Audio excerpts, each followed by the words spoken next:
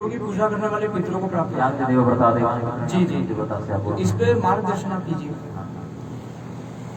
ये प्रश्न आप जो मुझसे पूछ रहे हैं, आज से 5000 साल पहले राजा भद्र ने पूछ लिया था। विष्णु धर्मोत्तर पुराण में इसका उत्तर दिया हुआ है कि पितरों की कई श्रेणियां हैं। ठीक है, पितर एक योनि, पितर किसी व्यक्ति का नाम है। देवता एक योनि है, मनुष्य एक योनि है, पशु एक योनि है, तो पितर एक योनि है।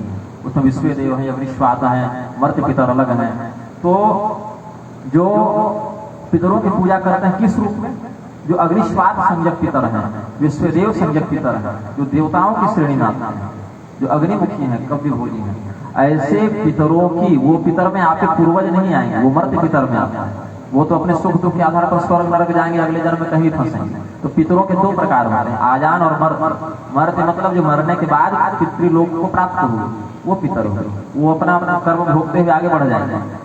और जो आयान पितर है, जैसे अर्यमा हो गए और विश्वदेव हो गए, सत्यवसु संज्ञक इत्यादि लोग नाम होकर पढ़ते हैं, तो ये उनकी उपासना की बात है। वहां पर पितृ संज्ञक देव विशेष की बात है। वहां पितर से देवताओं के विशेष योनि का, जैसे गंधर्व योनि है, विद्याधर योनि है, यक्ष योनि है, ये सब देवताओं की योनियां हैं, अलग अलग प्रजातियां हैं। वैसे पितृ संज्ञक जो योनि है देवताओं की, उसमें जो आते हैं उनकी पूजा करना है। तो ऐसा नहीं कि उनकी पूजा नहीं करें, अपितु उनको सर्वोच्च इष्ट मानकर पूजा न करें। सब कुछ यदि उनको मानकर पर ब्रह्म का ध्यान छोड़ देंगे तो उस देवता के लोग को प्राप्त होंगे, ऐसी बात है। जो श्राद्ध है, जो तर्पण है, जो समयानुसार जो पितरों का जो भी भाग निकलता है, विवाह में जनेऊ में जो भी निकलता है, वो तो निकालना ही चाहिए, वो त्याग नहीं करना चाहिए। क्योंकि अर्जुन ने यही चिंता व्यक्त की थी। आप तो 9वां अध्याय पहुंच गए, तो पहले में इसका उत्तर मिल जाएगा। पहले अध्याय से पढ़ते जाएं तो लुप्त पिंडोदक क्रिया, परम पितरों ही शाम लुप्त पिंडोदक क्रिया।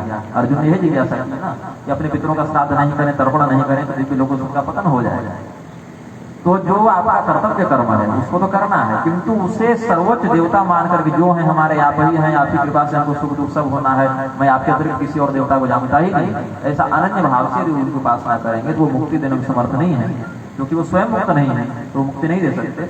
और स्वयं मुक्त तो ब्रह्मदेव भी नहीं है, वो भी किसी कर्म बंधन में फंसे हुए हैं। तो आप ब्रह्मणान लोग पुनरावर्तित अर्जुन, भगवान के अतिरिक्त ब्रह्मा और उनसे नीचे जितने लोग में देवता रहते हैं उनकी उपासना करने से उनका ही लोक मिलेगा। वहां जब तक आपका पुण्य है तब तक आप रहेंगे, फिर आपको किसी शरीर का आश्रय लेकर नवीन कर्म में प्रवृत्त होना पड़ेगा। तो वहां जो है याम देवव्रता देवान पितृयाम पितृव्रता, जो देवताओं को उपासना करते हैं अनन्य भाव से, अनन्य भाव से। क्योंकि देखिए अब 17वें अध्याय पहुंचेंगे तो वहां भगवान ने क्या कहा, देवत विजय गुरु प्रागे पूजनम शौचमार्जवम ब्रह्म करे महिषा शारीरम तपउच्यते। जो श्रद्धात्र विभाग योग में शारीरिक तपस्या का वर्णन भगवान ने किया है, वहां पर कहा देवताओं की पूजा करें, मित्रों की पूजा करें, गुरुजनों की पूजा करें। वहां भगवान ने आदेश दिया पूजा करो। यज्ञ दान आदि कर्म त्याग पूजा पड़े, 18वें अध्याय में कहते हैं आगे, यज्ञ करना नहीं छोड़ना चाहिए, दान करना नहीं छोड़ना चाहिए, तपस्या करना नहीं छोड़ना चाहिए, क्योंकि पावनानि मनीषिणाम, ये बुद्धिमानों को पवित्र करने वाले हैं। तो कर्तव्य समझकर श्राद्ध तर्पण इत्यादि करना चाहिए। जिस प्रकार से आप जीवित माता पिता की सेवा कर रहे हैं, तो जो पूर्वज मृत हो गए उनकी भी उस विधान से सेवा कर रहे हैं जिस विधान से शास्त्र ने बताया। तो यदि विधान समझकर कर्तव्य समझकर सेवा करेंगे तो कोई दोष नहीं, करना ही चाहिए, अनिवार्य अंग है।